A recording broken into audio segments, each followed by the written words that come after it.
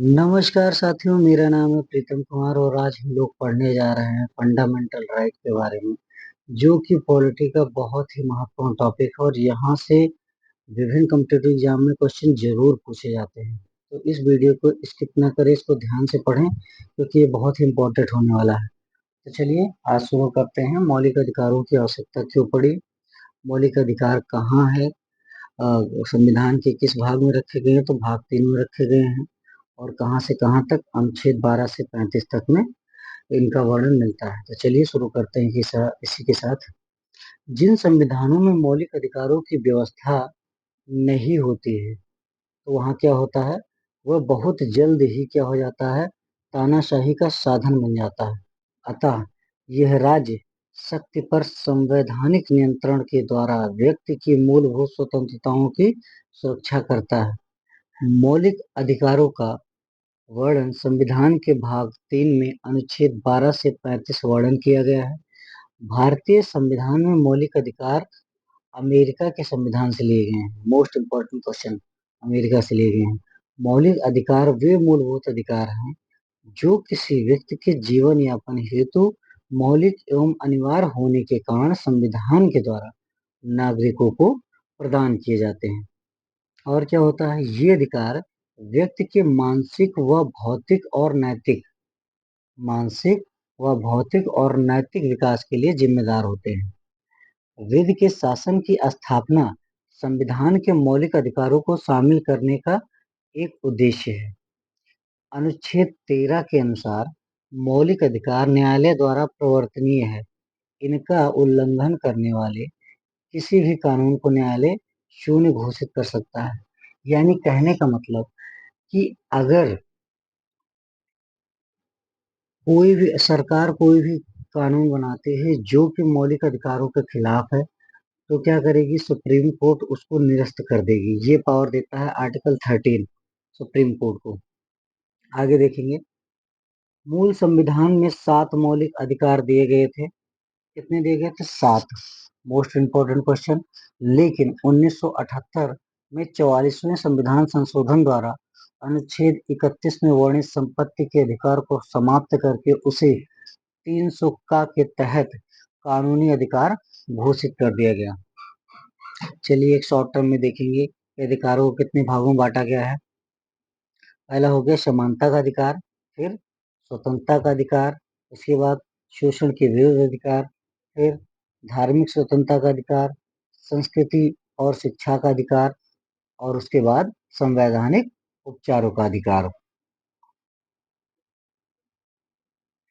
पहला होगा समानता का अधिकार, अनुच्छेद 14 से लेकर 18 तक। तो इसमें क्या दिया गया है, अनुच्छेद 14 के अनुसार सभी व्यक्ति को राज्य के द्वारा कानून के समक्ष समानता और कानून का समान संरक्षण प्राप्त है। यानी कहने का मतलब है कि सभी व्यक्ति जो है कानून के समक्ष समान है और सभी को कानून के प्रति समान संरक्षण प्राप्त है। क्वेश्चन सॉरी, अनुच्छेद 15 के अनुसार राज्य किसी भी नागरिक के विरुद्ध धर्म, मूल वंश, जाति, लिंग या जन्म स्थान आदि के आधार पर कोई विभेद नहीं करेगा। बालकों और स्त्रियों की स्वाभाविक प्रवृत्ति को ध्यान में रखकर उनके संरक्षण के लिए उपबंध बनाने का अधिकार अनुच्छेद 15(3) के तहत राज्य को प्राप्त है। आर्टिकल 15(4) के अनुसार राज्य सामाजिक और शैक्षणिक दृष्टि से पिछड़े और SC/ST के लिए विशेष प्रावधान कर सकता है अगर चाहे तो। अनुच्छेद 16 क्या कहता है? अनुच्छेद 16 के अनुसार देश के समस्त नागरिकों को शासकीय सेवाओं में अवसर प्रदान की समानता होगी। यानी कोई भी सरकारी नौकरी होगी तो उसमें सभी के लिए समान अवसर होंगे। अनुच्छेद यानी आर्टिकल 16(3) के अनुसार किसी क्षेत्र में नौकरी देने के लिए निवास संबंधी शर्त लगाई जा सकती है।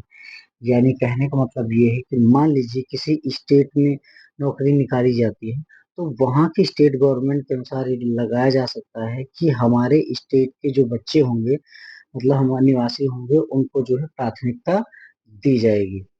आगे देखेंगे, अनुच्छेद 16(4) के अनुसार देश के पिछड़े नागरिकों को उचित प्रतिनिधित्व के अभाव में आरक्षण की व्यवस्था की जा सकती है। आर्टिकल 17 क्या कहता है? अस्पृश्यता का अंत किया गया है। इसको समाप्त करने के लिए संसद ने अस्पृश्यता अपराध अधिनियम 1955 के तहत दंडनीय बना दिया है। बाद में 1976 में इसको संशोधित करके सिविल अधिकार संरक्षण अधिनियम 1976 बनाया गया। आर्टिकल 18 के अनुसार शिक्षा और सैनिक क्षेत्र को छोड़कर राज्य द्वारा सभी उपाधियों का अंत कर दिया गया। अनुच्छेद 18(2) के अनुसार भारत का कोई भी नागरिक किसी भी विदेशी पुरस्कार को राष्ट्रपति की अनुमति के बिना ग्रहण नहीं कर सकता है। अगला देखेंगे स्वतंत्रता का अधिकार यानी अनुच्छेद 19 से लेकर के अनुच्छेद 22 तक। अनुच्छेद 19 के अनुसार नागरिक को 6 प्रकार की स्वतंत्रताएं दी गई है। अनुच्छेद 19 से भाषण और विचार अभिव्यक्ति की स्वतंत्रता। अनुच्छेद 1 के अंतर्गत प्रेस को अभिव्यक्ति की स्वतंत्रता दी गई है। इसी के तहत देश के नागरिकों को राष्ट्रीय ध्वज को फहराने की स्वतंत्रता दी गई है।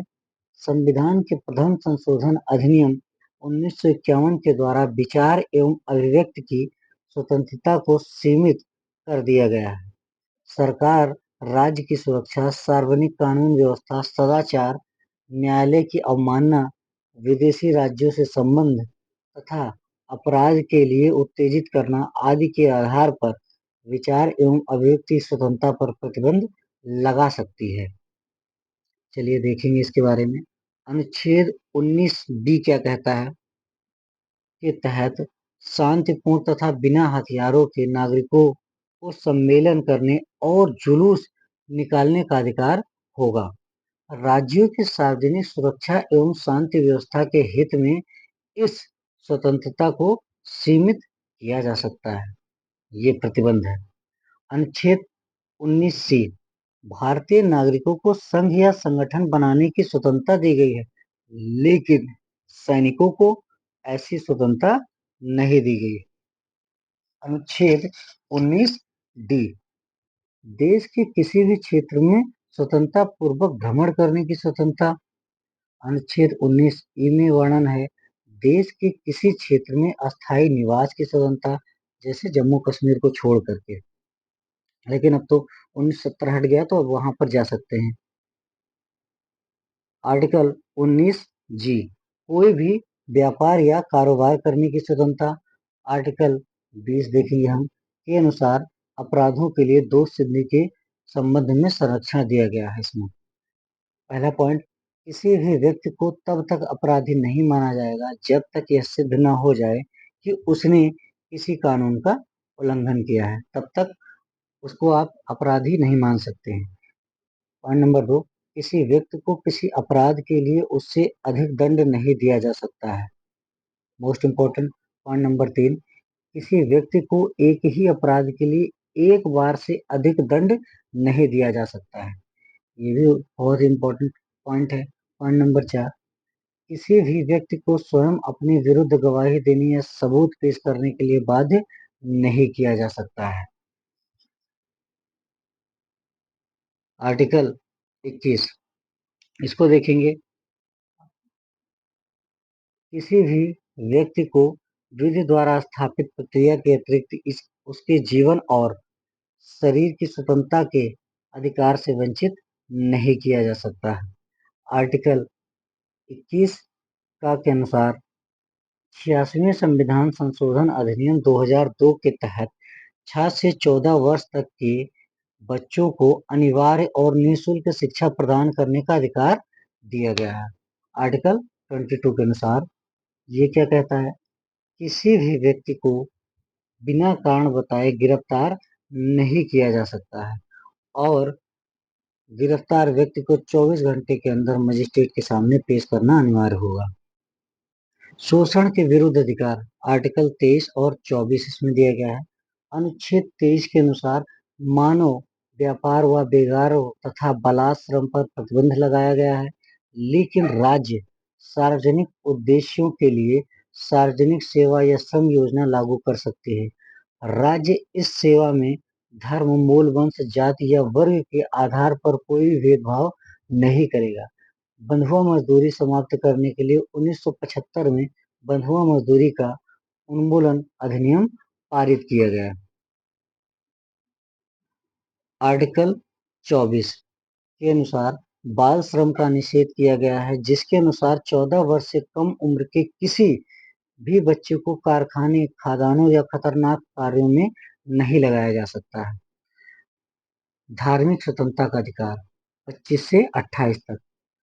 आर्टिकल 25 के अनुसार देश के प्रत्येक नागरिक को किसी भी धर्म को मानने व आचरण करने और प्रचार करने का अधिकार है, लेकिन सार्वजनिक व्यवस्था व समाज कल्याण एवं सुधार आदि के अंतर्गत इस पर रोक लगाई जा सकती है। आर्टिकल 26 के अनुसार धार्मिक प्रयोजन के लिए संस्था बनाने, उसका पोषण करने और धार्मिक कार्यों के प्रबंधन के लिए संपत्ति अर्जित करने का अधिकार है। आगे देखेंगे आर्टिकल 27। इसके अनुसार किसी भी व्यक्ति को किसी धर्म या संप्रदाय विशेष के पोषण हेतु कर देने के लिए बाध्य नहीं किया जाएगा।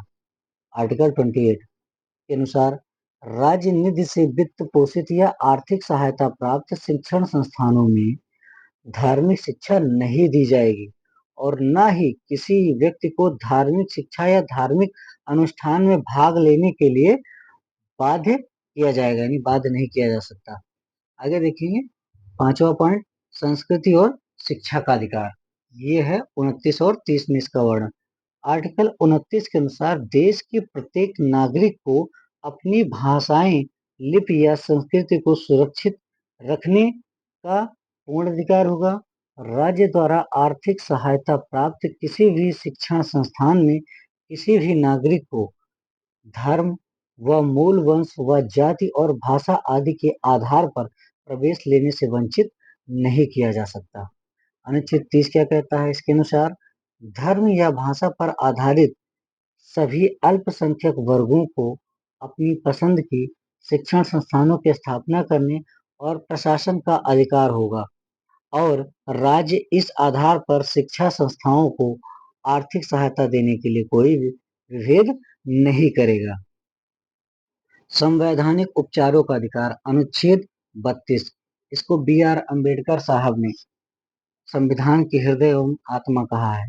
अनुच्छेद यानी आर्टिकल 32 के अनुसार यह अधिकार मौलिक अधिकारों के लिए प्रभावी कार्यवाहियां न्यायालय के द्वारा करवाता है। इस न्याय अधिकार के तहत यदि किसी व्यक्ति के मौलिक अधिकार का उल्लंघन हुआ है तो वह सीधे सर्वोच्च न्यायालय जा सकता है। आर्टिकल 32 को डॉक्टर बी.आर. अम्बेडकर ने भारतीय संविधान के हृदय एवं आत्मा कहा है। अनुच्छेद 32 के तहत सर्वोच्च न्यायालय को और अनुच्छेद 226 के तहत उच्च न्यायालय को मौलिक अधिकारों के संरक्षण हेतु 5 रिट जारी करने का अधिकार है। तो इसमें रिट के बारे में हम देखेंगे। पहला है बंदी प्रत्यक्षीकरण, मोस्ट इंपोर्टेंट। इसके अंतर्गत गैर कानूनी या अवैधानिक रूप से बंद किए गए किसी भी व्यक्ति को सामने लाने हेतु न्यायालय द्वारा आदेश दिया जा सकता है। यह आदेश किसी भी शासकीय कर्मचारी या किसी भी व्यक्ति के लिए जारी किया जा सकता है। परमादेश, यह आदेश सार्वजनिक पद पर काम करने वाले अधिकारियों व सरकार तथा अधीनस्थ न्यायालयों एवं न्यायिक अभिकरण के विरुद्ध जारी किया जा सकता है यदि वे अपने कर्तव्यों का सही पालन नहीं कर रहे हों, किंतु यह किसी संस्था या व्यक्ति के विरुद्ध जारी नहीं किया जा सकता है। आगे देखेंगे तीसरा पॉइंट, प्रतिषेध। यह निम्न न्यायालयों को जारी की जाने वाली निषेधाज्ञा है, जिसमें यह आदेश दिया जाता है कि वे किसी मामले विशेष में कोई कार्यवाही न करें क्योंकि यह मामला उनके अधिकार क्षेत्र से बाहर है। Point number 4, उत्प्रेषण। इसके द्वारा निम्न न्यायालय के किसी भी केस को या जानकारी को उच्च न्यायालय अपने पास मंगा सकता है। यह रिट उस समय जारी की जा सकती है जब निम्न न्यायालय किसी मामले की सुनवाई कर चुका हो। अगला पॉइंट नंबर 5, अधिकार परीक्षा, मोस्ट इंपोर्टेंट। इस रिट द्वारा न्यायालय किसी भी ऐसे व्यक्ति से जो किसी सार्वजनिक पद पर अवैधानिक रूप से कार्य कर रहा होता है, तो उससे पूछा जाता है कि आप इस पद पर किस अधिकार से कार्य कर रहे हैं। मौलिक अधिकारों का निलंबन। अनुच्छेद 33 संसद को यह शक्ति प्रदान करती है कि वह स्वतंत्र बलों, अर्धसैनिक बलों, खुफिया एजेंसियों के सदस्यों के संबंध में मौलिक अधिकारों को प्रतिबंधित कर सकती है, ताकि वे अपने कर्तव्यों का उचित पालन कर सकें और उनको उनके अनुशासन बना सकें उनके ऊपर। अनुच्छेद 34 मौलिक अधिकारों पर प्रतिबंध लगाता है जब भारत में कहीं भी सेना विधि मार्शल लागू हो। मार्शल लॉ के क्रियान्वयन के समय सैन्य प्रशासन के पास जरूरी कदम उठाने के लिए साधारण असाधारण अधिकार मिल जाते हैं। वे अधिकारों पर प्रतिबंध यहाँ तक कि किसी मामले में नागरिकों को मृत्यु दंड तक लागू कर सकता है। आगे देखेंगे अनुच्छेद 352 ये क्या कहता है के तहत राष्ट्रपति द्वारा राष्ट्रीय आपात की घोषणा होने पर उसके द्वारा अनुच्छेद 259 के तहत सभी मौलिक अधिकार निलंबित किए जा सकते हैं, परंतु 44वें संविधान संशोधन के पश्चात अनुच्छेद 20 व 21 किसी भी स्थिति में निलंबित नहीं किए जा सकते। नोट: अनुच्छेद 15, 16, 19, 29 व 30 के अंतर्गत प्राप्त मौलिक अधिकार केवल भारतीय नागरिकों के लिए हैं, जबकि शेष सभी अधिकार सभी व्यक्तियों के लिए। इसका मतलब भारतीय नागरिकों के लिए ये है कि ये केवल भारतीय नागरिकों के लिए है, विदेशी नागरिकों के लिए नहीं है।